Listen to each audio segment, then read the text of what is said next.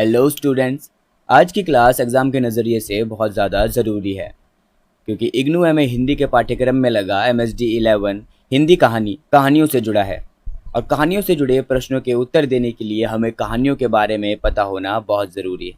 इसलिए आज की क्लास में हम MSD 11 हिंदी कहानी में लगे सभी कहानियों को समझने की जानने की कोशिश करेंगे। तो चलिए बिना किसी देरी के आज की क्लास को शुरू करते हैं। हमारी पहली कहानी है तीसरी कसम उर्फ मारे गए गुलफाम, जिसे लिखा है फणीश्वर नाथ रेणु ने। कहानी का आरंभ हीरामन के चरित्र और उसकी दो पुरानी कस्मों से होता है।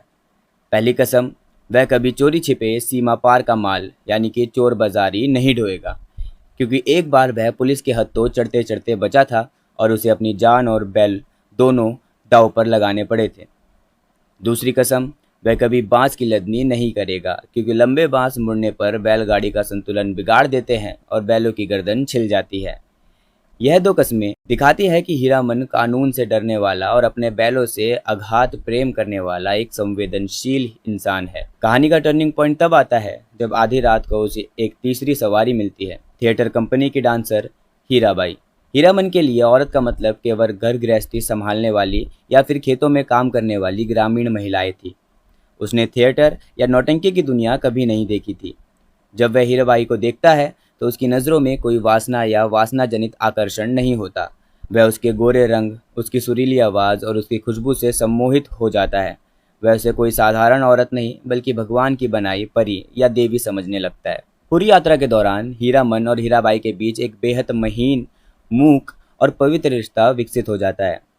हीरामन उसे अपनी लोक कथाएं सुनाता है, महुआ घटवारिन का गीत गाकर सुनाता है और हीराबाई उसकी मासूमियत पर मुग्ध हो जाती है। हीराबाई, जो समाज की नज़रों में केवल मनोरंजन की वस्तु है, जिसे जमींदार और अमीर लोग उपासना की नज़र से देखते हैं, उसे हीरामन की गाड़ी में एक ऐसा सुरक्षित आंचल मिलता है जहां वह खुद को एक इंसान और एक स्त्री महसूस कर पाती है। वह उसे मीत यानी कि मित्र बना लेती है। मेला क्षेत्र में पहुंचने के बाद हीरामन नौटंकी देखने जाता है और वहां लोग हीराबाई पर पवतियाँ कसते या अश्लील कमेंट करते हैं तो हीरामन लोगों से भिड़ जाता है। वह अपनी देवी का अपमान नहीं सह सकता। अंत में जब मेला समाप्त होता है और कंपनी आगे बढ़ जाती है तो हीराबाई हीरामन को एक गर्म चादर भेंट करती है और ट्रेन में बैठकर चली जाती है। हीरामन स्टेशन पर अकेला खड़ा रह जाता है। उसका दिल टूट जाता है।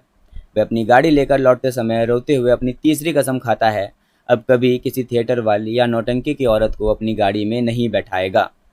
यह कसम नफरत की नहीं बल्कि उसके गहरे दर्द की है, जो प्रेम के बिछड़ने से पैदा हुआ है। हमारी अगली कहानी है डिप्टी कलेक्टरी, जिसे लिखा है अमरकांत ने। बाबू सकलदीप सिंह बलिया के रहने वाले हैं और वर्तमान में एक सरकारी दफ्तर में बेहद मामूली वेतन पर क्लर्क हैं।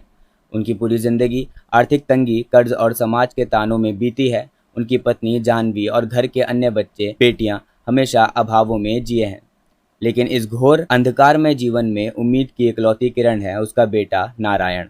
नारायण दिखने में शांत है और प्रांतीय प्रशासनिक सेवा PCS की परीक्षाएं दे रहा है, जिसका लक्ष्य है डिप्टी कलेक्टर बनना है। अमरकांत जी ने परीक्षा के दौरान घर के भीतर की जो सूक्ष्म हलचल दिखाई है वह इस कहानी की जान है।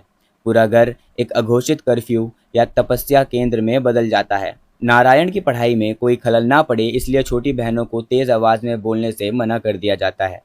घर में चाहे पैसे ना हो लेकिन कर्ज लेकर नारायण के लिए शुद्ध घी और दूध का इंतजाम किया जाता है ताकि उसका दिमाग तेज चले। बाबू सकलदीप सिंह जब शाम को चाय की दुकान पर बैठते हैं तो उनकी बातों में एक अजीब सा अहंकार आ जाता है। वह मोहल्ले के लोगों को इस तरह देखते हैं जैसे वह पहले से ही किसी डिप्टी कलेक्टर के पिता बन चुके हों। रिश्तेदारों के खत आते हैं तो उनमें भी नारायण की सफलता की अग्रिम बधाइयाँ होती हैं। पूरा परिवार अपनी वर्तमान गरीबी को भूलकर एक काल्पनिक आलिशान भविष्य के सपने बुनने लगता है। जब इंटरव्यू का दिन आता है तो जानवी घर के देवताओं के सामने मन्नतें मानती है, उपवास रखती है। बाबू सकलदेव खुद नारायण को स्टेशन छोड़ने जाते हैं और उसकी जेब में अपनी बची कुची जमा पूंजी डाल देते हैं। लेकिन रिजल्ट वाले दिन जब अखबार आता है तो बाबू सकलदीप सिंह की नज़रें लिस्ट में नारायण का नाम ढूंढती है। नाम नहीं मिलता। वह बार बार देखते हैं, चश्मा साफ करके देखते हैं, लेकिन सच नहीं बदलता। नारायण फेल हो चुका है। इसके बाद घर का जो माहौल बदलता है वह दिल दहला देने वाला है।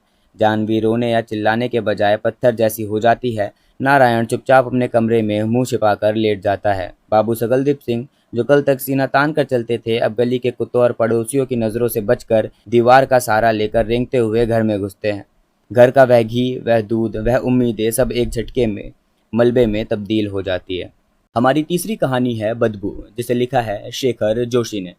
कहानी का नायक एक जागरूक, थोड़ा पढ़ा लिखा और संवेदनशील ग्रामीण पृष्ठभूमि का युवक है, जो रोजगार की तलाश में शहर आता है और एक बड़े कारखाने में दैनिक मजदूरी के रूप में काम करना शुरू करता है।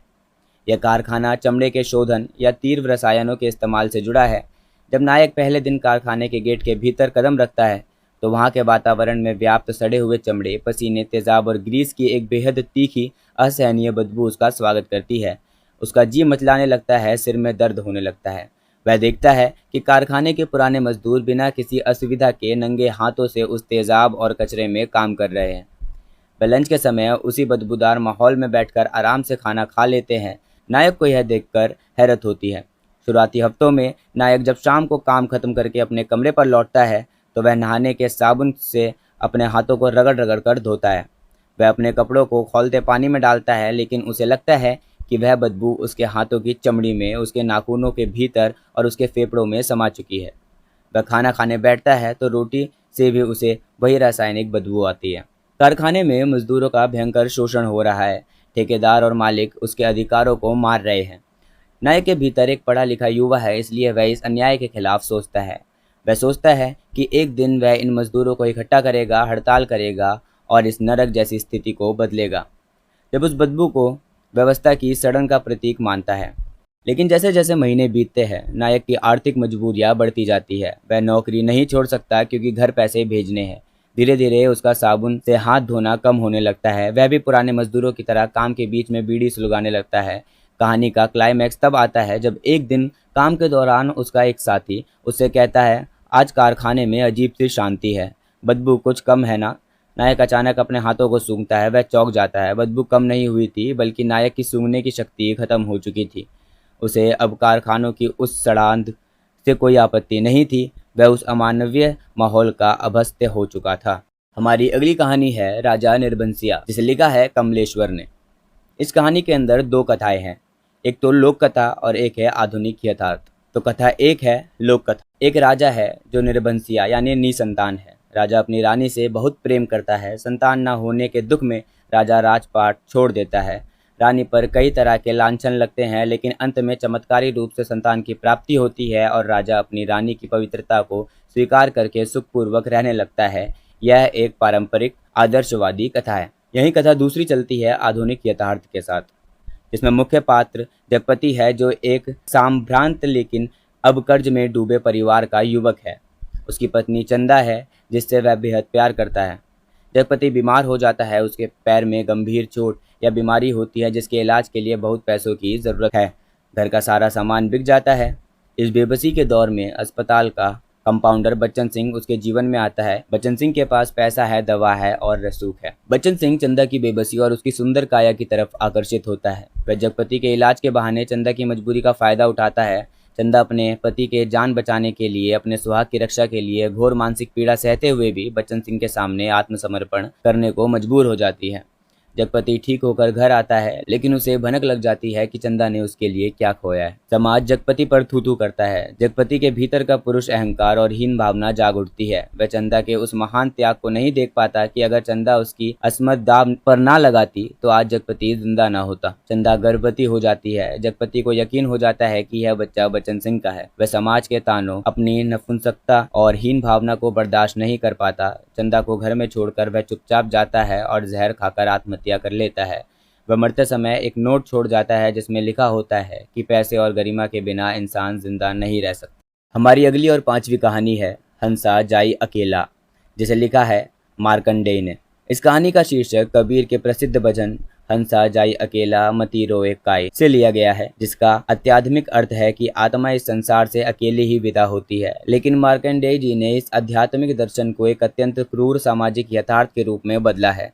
कहानी की पृष्ठभूमि आज़ादी के बाद के एक पिछड़े अंधविश्वासी भारतीय गांव की है, जहां अचानक हैजा या प्लेग जैसी कोई भयानक महामारी फैल जाती है। गांव में स्वास्थ्य सुविधाओं के नाम पर शून्य है। लोग डॉक्टर के पास जाने के बजाय ओझा गुनिया, टोने टोटके और देवी माँ का प्रकोप मानकर पूजा पाठ में लग जाते हैं।